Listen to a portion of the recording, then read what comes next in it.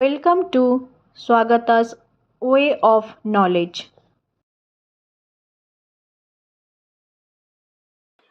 আজকে একটা তোমাদের নতুন জিনিস শেখাবো, সেটা হচ্ছে বিভাজ্যতা। কিরকম জিনিস না, কোনো সংখ্যা কিভাবে কোন সংখ্যা দিয়ে চট করে ভাগ করা যাবে তার একটা ছোট্ট টেকনিক তোমাদের আজকে শিখিয়ে দিচ্ছি। ধরো কোনো সংখ্যা 2 দিয়ে বিভাজ্য, কি করে বুঝবে না, কোনো সংখ্যার শেষে যদি শূন্য বা জোড় সংখ্যা থাকে, যেমন শূন্য বা জোড় সংখ্যা কি, ধরো 10, 18, 256, তার মানে 10 হচ্ছে শূন্য, 18 হচ্ছে শেষে, 8টা হচ্ছে জোড় সংখ্যা, 256 শেষে 6টা হচ্ছে জোড় সংখ্যা, তাহলে এগুলো সব 2 দ্বারা বিভাজ্য হবে। এবার কোনো সংখ্যা 3 দিয়ে বিভাজ্য হবে, সেটা আমরা কি করে বুঝবো না, কোনো সংখ্যাগুলোর সমষ্টি যদি 3 দ্বারা বিভাজ্য হয়, যেমন ধরো 3 দ্বারা বিভাজ্য হওয়ার জন্য ধরো হচ্ছে 24, কি করে হচ্ছে না, 4 আর 2 6, 4 আর 2 যদি যোগ করি তাহলে হচ্ছে 6, এই 6টা 3 দিয়ে বিভাজ্য। আবার ধরো এখানে হচ্ছে 291, 291 যোগ করলে কি পাবো, 9 সাথে 2 যোগ করলে 11 আর 1 12, তাহলে এটাও 3 দ্বারা বিভাজ্য হবে, কারণ এই তিনটে সমষ্টি হচ্ছে 12। আচ্ছা, 4 দ্বারা বিভাজ্য কখন হবে না, কোনো সংখ্যার শেষে যদি দুটো শূন্য থাকে বা শেষ অঙ্ক দুটো 4 দ্বারা বিভাজ্য হয়। ধরো 100 শেষে দুটো শূন্য আছে, তাহলে 100টা 4 দ্বারা বিভাজ্য হবে।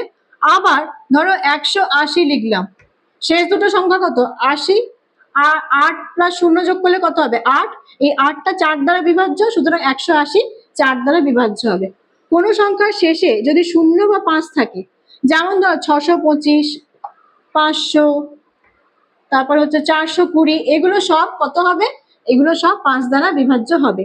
6 দিয়ে কখন বিভাজ্য হবে না, যখন সেই সংখ্যাটা 2 আর 3 এই দুটো সংখ্যা দিয়ে বিভাজ্য হবে, তাহলে সেটা 6 দ্বারা বিভাজ্য হবে। যেমন ধরো 240, এই সংখ্যাটা কি হচ্ছে না, এই 240 সংখ্যাটা শেষে শূন্য আছে, অর্থাৎ এটি 2 দ্বারা বিভাজ্য। আবার এই দেখো তিনটে যোগ করে 4 আর 2 যোগ করলে হচ্ছে 6, তাহলে সেটা 3 দ্বারা বিভাজ্য, তাহলে 240 কি হবে না, 240 6 দ্বারা বিভাজ্য হবে। এবার কোনো সংখ্যার শেষ 3টি সংখ্যা যদি 3টে শূন্য থাকে বা শেষ 3টে অঙ্ক যদি 8 দ্বারা বিভাজ্য হয়, তাহলে সেটি 8 দ্বারা বিভাজ্য হবে। যেমন ধর 29000, তাহলে এই সংখ্যাটা শেষ 3টি অঙ্ক হচ্ছে 3টে শূন্য, তাহলে এটা 8 দ্বারা বিভাজ্য হবে। আর এবার ধরো 17648, এ শেষ 3টে ডিজিট যদি আমি নিয়ে ভাগ করি, তাহলে দেখবো এটা 8 দিয়ে ভাগ করা যাচ্ছে, তার মানে এই সংখ্যাটা 8 দ্বারা বিভাজ্য।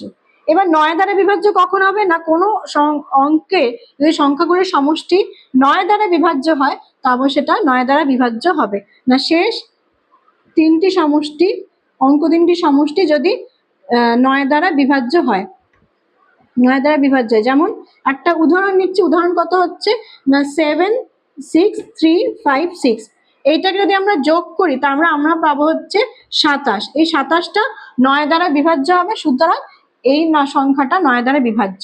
এবার কোনো সংখ্যার শেষে যদি শূন্য থাকে, তাহলে অবশ্যই সেটা 10 দ্বারা বিভাজ্য হবে, সে যে কোনো সংখ্যাই হতে পারে, 250 হতে পারে, 1600 হতে পারে, যে কোনো সংখ্যা, অর্থাৎ শেষে শূন্য থাকলেই সেই সংখ্যাটা 10 দ্বারা বিভাজ্য হবে। Thanks for watching. Don't forget to like, share, and subscribe.